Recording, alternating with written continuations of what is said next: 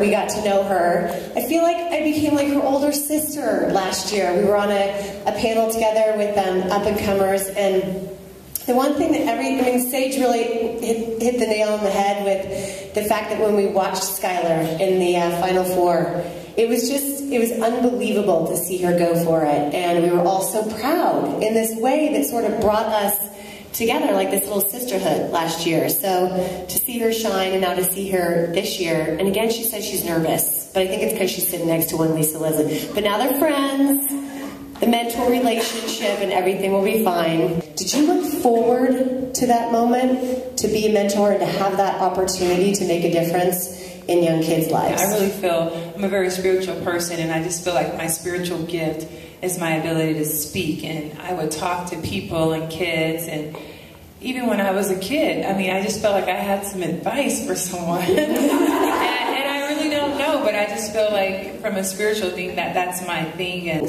there's a mentor, and then there's an idol. Do you see them differently? And do you remember, if you do, which I kind of think maybe you do you remember when that relationship with Lisa changed from an idol to a mentor? Well, a mentor is just it's a personal development relationship that someone that's more knowledgeable has with someone that's less knowledgeable, has less experience. And I definitely looked up to Lisa, idolized her since I was young. I was there. I remember the start. I remember the opening tip of the WNBA, Vi Ackerman throwing it up. I remember that, all of that stuff. I remember Lisa dunked on Betty Lennox. I remember all of this stuff. I remember the WNBA championship and all this stuff. You know, I remember everything. And although she wasn't my position, I felt like I could relate to her because that's where I wanted to be. And her words on TV, I hadn't met her since last year. I hadn't met her, but her words had so much merit to me because she is where I want to be, and she exemplifies everything good in a women's basketball player. Her attitude, her image, the way she carries herself, the way she's feminine, everything good. She's a poster child for women's basketball. And I knew I wanted to be so much. I idolized her. At a point when it changed to mentorship is as we're establishing this relationship with each other. When I see her, she always gives me good advice.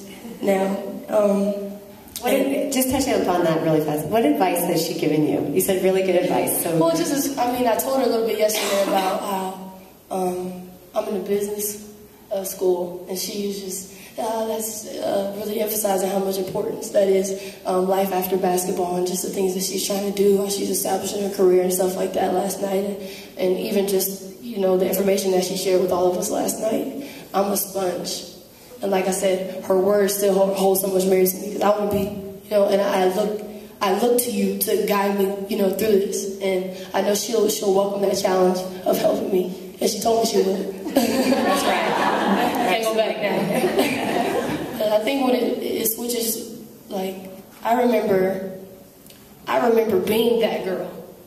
And when it goes from me looking up to people like Lisa Leslie and Candace Wiggins and just people that, you know, I want to be like, to when someone looks up to me, and I'm like, me? Like, you know, me. I think that's when it changes. Isn't that interesting, hearing her say that about you, though, Lisa? How does it make you feel? I mean, I get emotional a little bit hearing her talk about you that way. Honestly, it is what I'd hoped for in terms of everything that I've done has been about the next generation. If I've ever missed anyone in signing an autograph, I mean, it would just break my heart because I felt like that's my purpose. Is I'm not the beginning person. I mean, we can really go back in history, like Babe Dickerson. I mean, we can start naming women who were before us who didn't have this opportunity. So I felt like I was in the perfect place and opportunity to be a role model. And now we have a stage, and so it's always been about younger players that we're watching, and I'm hoping that they want to grow up to be like myself and my teammates, whether it's Cheryl Swoops or Rebecca Lobo or Dawn Staley. I could go through our whole, 1996 Olympic team, but that was our first time really having that opportunity to be those role models that we've tried to be on a daily basis in our own lives. But now here we were with the stage and the platform, and I thought I always wanted for young girls to know my fight is not for me, it's for you. How insane was the Final Four, and how much different was your life? Because you talk about Twitter, and I didn't have a Twitter handle last year, but then during the Final Four, I just saw everybody tweeting you. I mean, Sage, and we were all tweeting you. And, I mean, can you describe the moment when you all of a sudden realized, oh my gosh, I'm now the role model? Well, the Final Four was amazing, first off, because we were there, and it was in Indiana. I'm from Indiana. I go to Notre Dame. I'm from South Bend. So it was special to me because I feel like Indiana is such a big part of me, and Hoosier basketball is such a big part of me. So to be able to share that experience with my family, my friends, the city of South Bend that's been supporting me since I started, and the Notre Dame community, it was just an amazing experience, and it's surreal to me. And even when I think about it now, I get goosebumps from just being able to be there. And it was the greatest feeling being able to run out there and to see how many people came out to support us. And just knowing that you have that support gives you confidence. So, and it's just a blessing to be there, to make it that far. And knowing all the growing pains we had to go through, all the struggles, all the doubts, all the doubters.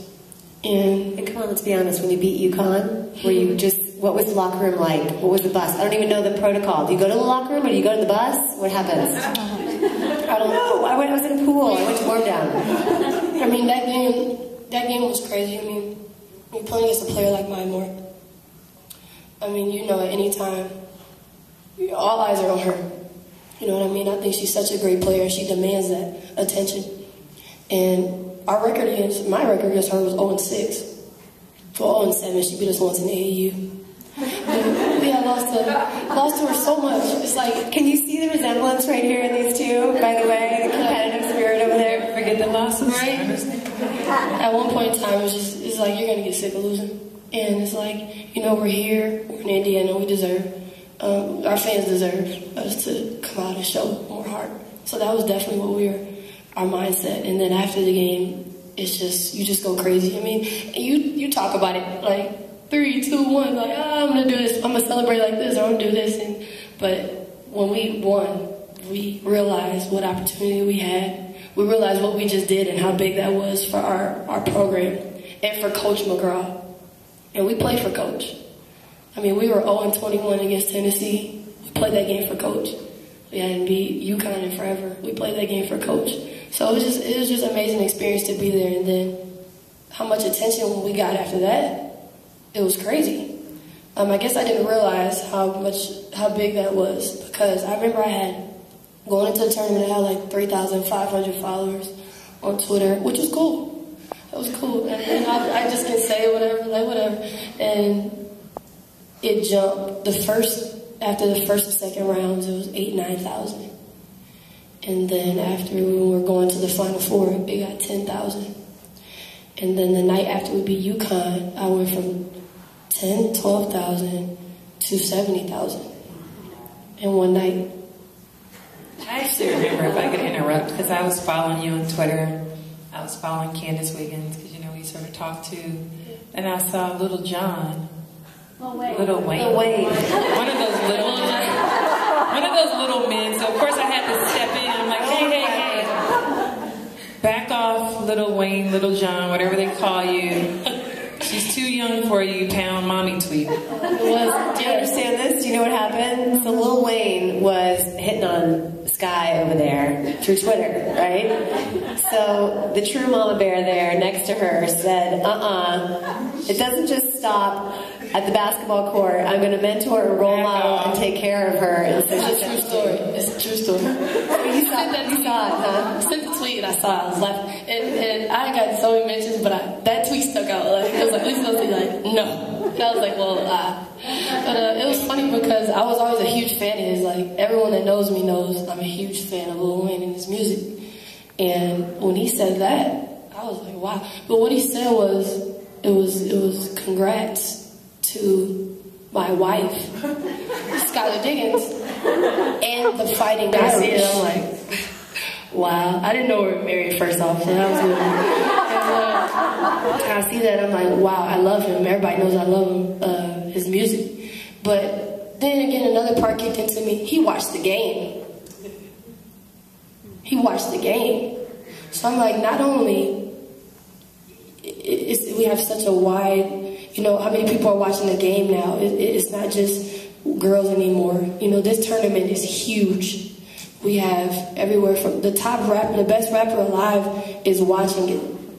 If he's one of the best rappers, one of the best rappers alive is watching it. So that just showed me how wide a spectrum of audience that we have. You know, if he's watching it, it spread to him, and that's just crazy. So now I'm kind of the real deal. When has your knowledge of being a role model and a mentor sort of shaped your decision, and where you could have gone one way and you're like, you know what, I'm a role model now, or have you always been a good kid? I feel like I've always tried to be, and I feel like my mom, that starts with my mom, the values that she instilled in me early. But I remember I was that wide-eyed girl at the games. I would go to the games, college games, and I would stay after. Even if I didn't meet my my favorite player or whatever, I was staying after because I thought I would. And I remember, like I said, their words had so much merit to me. Like, they could tell me that the sky was green, and I would have to go and eat 100 hot dogs to be as good as them, and I believe it. I go do it because that's what she said. And then, not all of my experiences were positive.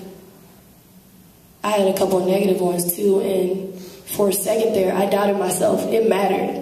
And it had an effect on me, like questioning myself as a child. And I know, like, I never wanted to be that person to a kid or to anybody that looked up to me. I never wanted to be. So I guess the answer to that question is somewhere like, when I'm having a bad day, or I don't want to talk to anybody, you know, or I just want to be lost in thought, or then I have to realize, you know, now people are looking up to you. When I walk around South Bend and I see kids with my jersey on at the mall, or like I walk in just a random store, I'm in like Target or something, I see a little girl walking around Target 6 o'clock at night on a Tuesday with my jersey on, and I'm like, okay, this is it. This is right here. This is like, it's crazy to me. Or I'm out of town. I'm in San Antonio, and kids know who I am. I mean, little things like that. Just I need to, and I'm surprised, and I'm humbled by it. Let's say you're in a bad mood and you see that. Does it cheer you up? Absolutely, absolutely. And then, like I said, I never wanted to be that girl. So when those decisions, as far as you're having a bad day, someone wants to come talk to you, just remember, you know what I mean, they support you. You know, you owe this to them. It's a part of it. You got to accept it. And I think those decisions in times like that is when I realized the importance. Anyway, so my point is what is it like to now be that star on campus? You're going to your classes. I mean, is that a pressure that maybe you feel now as a role model to be the great student, to be the all-around scholar? What's that like to deal with? Well, it's really not as much pressure. Luckily, our school is football heavy, so I feel like they put a lot of pressure on the football team. If you guys been following our football team, I definitely get a lot of support from our student body, and you know, I'm a nerd too, like Lisa said, so I'm in class every day. I sit in the front row, like, but you know, I love my school, and I know that like soon as we lost, we went back to school. We had class on Wednesday, and but was life different that next day at school, or no, exactly the same? I didn't really know what to expect from as far as the student body goes, but I mean, I didn't know what they were going to say, if they were just going to try to talk about it or like. But I think we had a lot of support, and a lot of them came. It was down the street. A lot of them came to support us, and they were so proud of us. And we were just thinking about, we just lost. And I didn't get one reaction from any student on campus like, you know, you guys should have been C. You should have held on to the ball. You know, it was all positive.